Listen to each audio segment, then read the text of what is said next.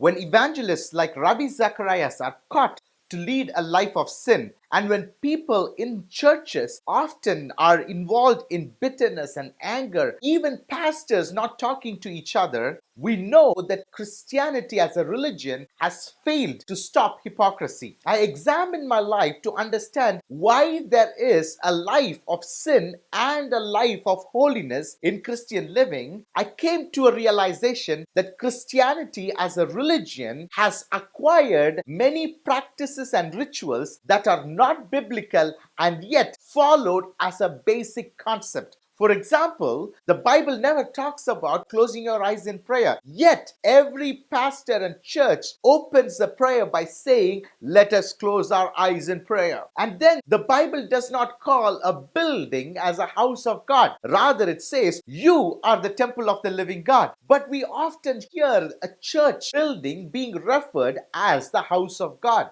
And thirdly, people often use this word, "Oh, I feel the presence of God." When you go into a prayer meeting or a worship meeting, or even when we ourselves hear a song that connects our mind, we immediately get into a divine feeling that we call as the presence of God. But Christian living is not a living by feeling, rather it is a life of faith. Now, why these three rituals are talked in context of leading a life of hypocrisy? Let's say, for example, when I close my eyes in prayer, I immediately transform myself into a place where I have an uninterrupted connection with God. Here is where I express all my desires and needs. But the moment when I open my eyes, I'm switched off from this presence of God into the day-to-day life. The same goes with the house of God and feeling the presence of God. These physical feelings of presence of God or a mental feeling of the presence of God is not the true representation of the presence of God. And these concepts box these experiences for a time and a place. And thereby, when we are outside of this time and place, we live our own life. God lives in your heart. He knows every minute intention that you have within yourself. If you want to be a true follower of God, then know that your body is the temple of the living God, and thereby understand that God is always with you. Christian pastors and preachers will not say this because they lead a life of hypocrisy. They have two lives. When they open their eyes and go home,